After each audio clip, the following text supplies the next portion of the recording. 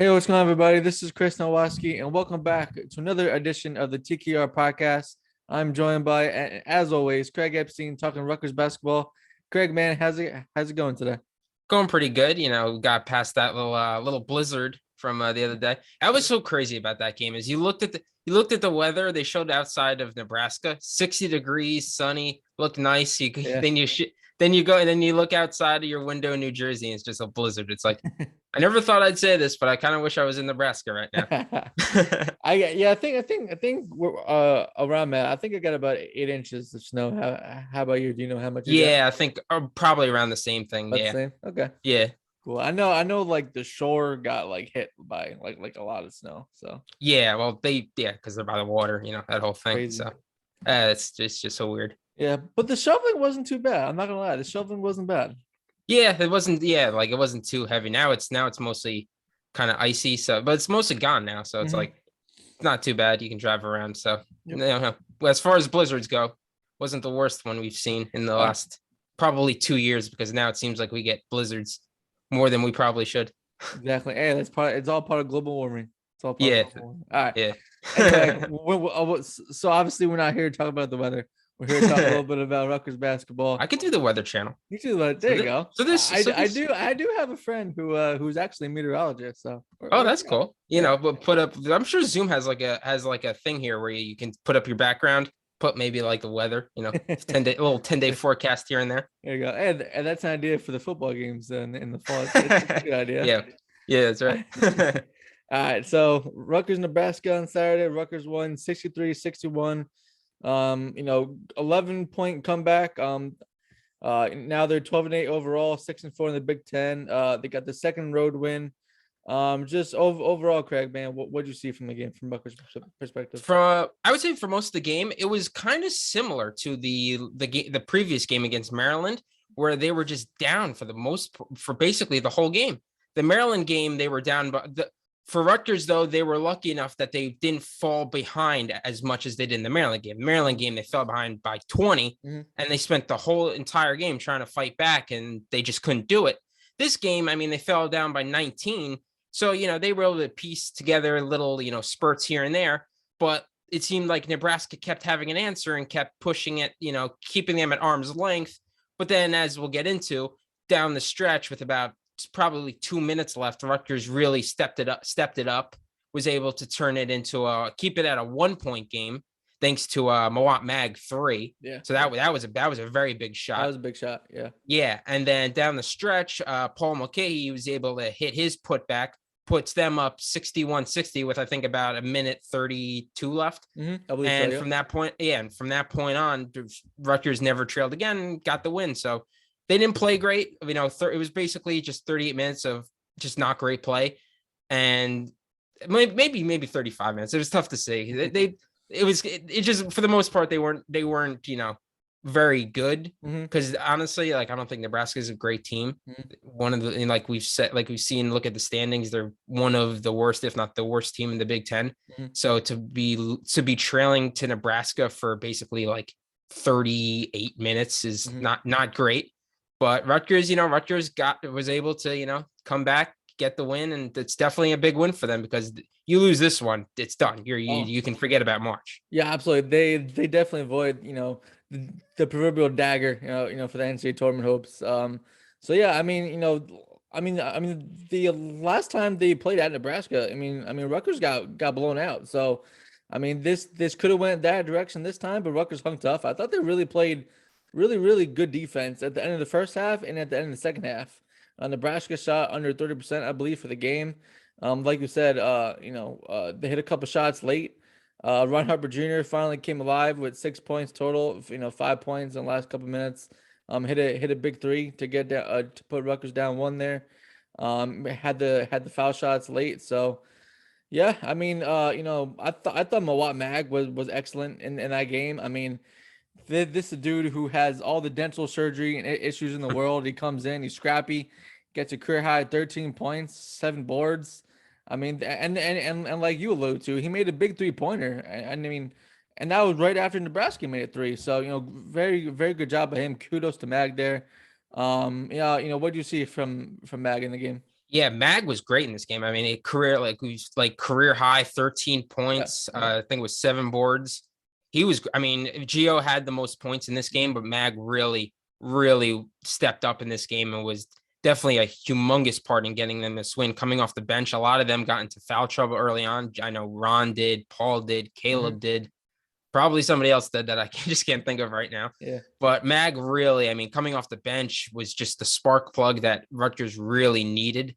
And I think I read something where it was like, even in the huddles, like usually with Rutgers substitutions, they have their set substitutions. But with everybody in foul trouble and with Mag playing such a great game, they decided to keep him in for a longer stretch. And that really paid dividends for them. And Mag was great in this game. And the cool thing about Mag is I kind of feel like he plays it kind of similar to Caleb McConnell. He is very long and plays very good defense. He might not be exactly the level of defender that Caleb is right now, but he could grow to be. You never know. Sure. But I think he has more of an offensive game than Caleb, which, I mean, if you can put those two together, that's a dangerous player, down the stretch for Rutgers. Yeah, I mean it's something also we've been talking about for a long time, how Rutgers needs more from his bench, and they finally got that with Mag. I mean, normally when it's something we talked about when Baker and Harper aren't scoring, usually Rutgers is doomed. But obviously Harper only had 6 points, but Mag comes up big in the game, so that's something to definitely keep an eye on. Maybe he'll see more playing time. Especially in this with the schedule coming up, they're gonna need him. They're gonna need extra defense. You're gonna need extra scoring. I thought Cliff O'Murray had a solid game as well. 8 points, 9 rebounds, 4 blocks. He had a key block late, I believe, too. So yeah, just a couple guys stood out. Like you said, Gio. I don't think he made a 3-pointer, but he did end up with 14 points. So they're gonna have to turn that around. But Rutgers, a win is a win, I guess you can call it. Obviously, a win on the road is better also. So I'm sure it gives them some confidence going forward. Yeah, This was this was yeah. I'm just looking at their box score right now. Mag Mhm. had 20 minutes, which Okay. is more than actually more. He had more minutes than Caleb McConnell. So, I mean, he did get into foul trouble early on, but yeah. So Mag had more minutes than Caleb McConnell. He went 4 for 4. I mean, he went perfect, 4 for 4 from the field. Mm-hmm. Obviously, hit his 1 3-pointer. Mm-hmm. And for the game, I mean, Rutgers from 3 was just bad. They were just 3 for 19. 15%. I Yeah. remember it was the Ron hit his 3, but Mhm. 2 of them were huge. I mean, one was the Ron, Yep. kept it within 1. The other one was the Mag, kept it within 1. And then, oh yeah, Palmquist. I forgot Oscar Palmquist Oscar made actually. one Yeah, in the beginning. he Yep. made one. Yeah. Mm-hmm. So Yeah. So yeah, I mean, obviously Rutgers could have folded, but they fought back. They did a good job. And they responded like you talked about how they didn't do that against Maryland. A couple games ago. Yeah. I mean, overall though, big win for Rutgers. Obviously Nebraska isn't the great team. The one thing I thought that was kind of funny is the cameras, caught Harper kind of waving to the crowd after end the game. Like, oh yeah. I mean, like it's Nebraska. Like, I mean, I don't know. Like, it was kind of I don't know. I thought it was kind of like kind of salt in the wounds that he did that a little bit or something. I don't know how to describe it, but Yeah, it's like he was like too excited. Like, I mean, you should have been down by 11 to Nebraska, in the beginning, or to begin with. So I don't know. yeah. It is what it is, There's just, so much intensity. It's a bit, you get the win. Sure. You're just happy. Yeah, It's I not, get. what you gonna say? Sorry.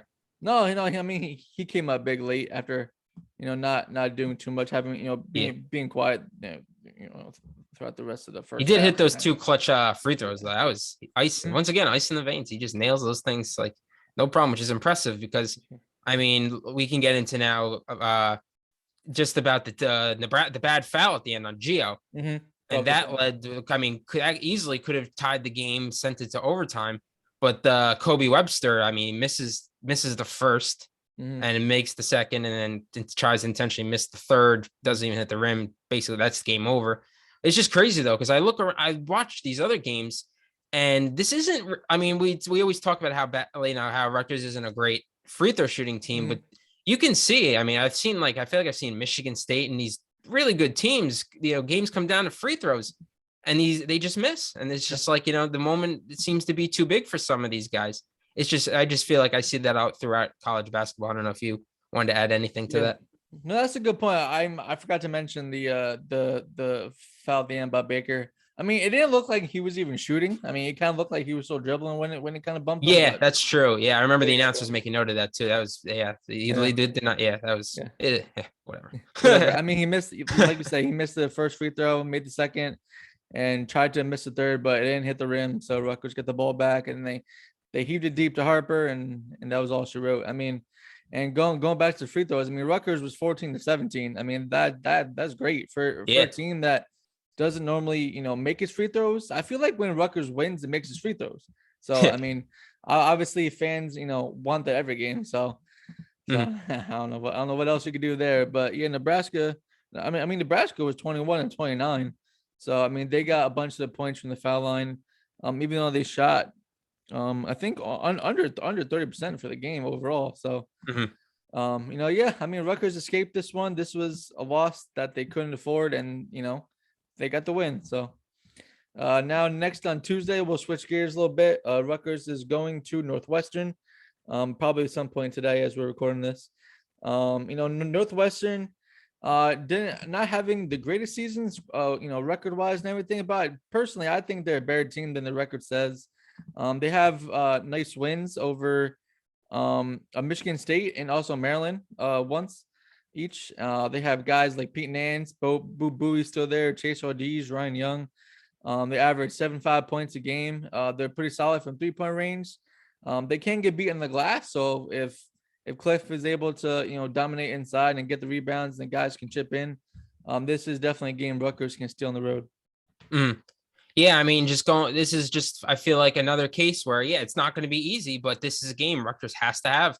If with going out because after this, it's that brutal February slate where every team you play is the top half, basically the top half of the Big Ten, and most of them are ranked in the top 25. So once you're staring down the barrel of that, you really got to have probably got to have this game if you want to have any hope, Absolutely. for the rest of the season.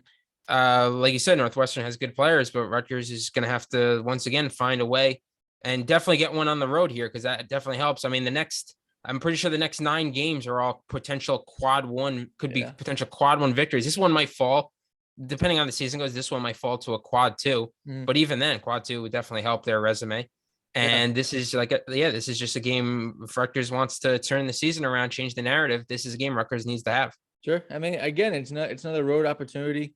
I feel like we've talked about that February gauntlet for weeks now. It's Yeah, coming. It's almost here. One yeah, more game in the way. But obviously, Rutgers can't look past Northwestern and kind of get ahead of themselves. One thing to keep in mind is Rutgers cannot afford to get off to a slow start again on the road. They're going to have to come out fast. They're going to have to rebound. They're going to have to defend. If they get down, I mean, who knows? I mean, they can't get down. They got down, 20 points to Maryland, 11 points against Nebraska. They let Minnesota a couple games ago on the road get off, to a good start. So this is a game where Rutgers needs, if again, like you talked about, if you want to reach the NCAA tournament. And they have a lot of work to do. I mean, Rutgers only right now has a net of 113. Not so long ago they were trending toward the double digits. Now they're going back up. They're actually 111 yesterday, so they lost 2 spots, even though yeah. they didn't play. So Very weird.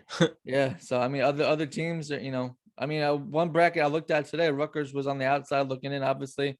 But again, they have opportunities in February. They're daunting opportunities, but they can pick up some wins at home and play spoiler to a lot of these teams. If they can do that, it'll definitely help the resume. But obviously, first you have to take care of Northwestern first. Yeah, like you said, if they have a slow start, if they play like this if they play like they played against Nebraska against Northwestern, I think Northwestern's a better team. Hmm. Chances are Rutgers isn't going to win. Northwestern's just I think, a better team than Nebraska. They Hmm. have just a lot. They have better players. Pete, like you said, Pete Nance, Boo Booey, Chase Dougie, Ryan, if I pronounce that right, Hmm. Ryan Young. They got good players, and if you fall behind by double digits and you're spending the entire game trying to dig back into it, then chances are you're not going to. And Yeah. then you're going to lose, and that's just gonna make it just gonna be just that's just bad. It could be a dagger for Rutgers. Sure. Sure. Yeah. So I mean, right now Rutgers is 6-4 in the Big Ten conference. I think that puts them at seventh right now in the standings. If they took care of business the last couple of games, like we had talked about, they could have been in first place or around there. And so, but obviously that's not how the cookie crumbled there. But yeah. So Craig, man, you got any extra closing thoughts or anything as we head to a Northwestern game and close the book on the Nebraska game? No, I don't think so. I think we just about covered everything. I mean, they definitely got. I mean, it was mostly because of foul trouble, but definitely got more from their bench. I see Jane Jones got a couple minutes. Like we said, Mag Palmquist, Reber got 5, Andre Hyatt got 9, Gonzalez got 2, Miller got 8. So yeah, they definitely got more. Definitely got more from their bench in this game. So that's what they're going to need going forward. Because definitely with the grind of the Big Ten schedule, you definitely need all the bodies you can. Most of all the quality minutes you can get.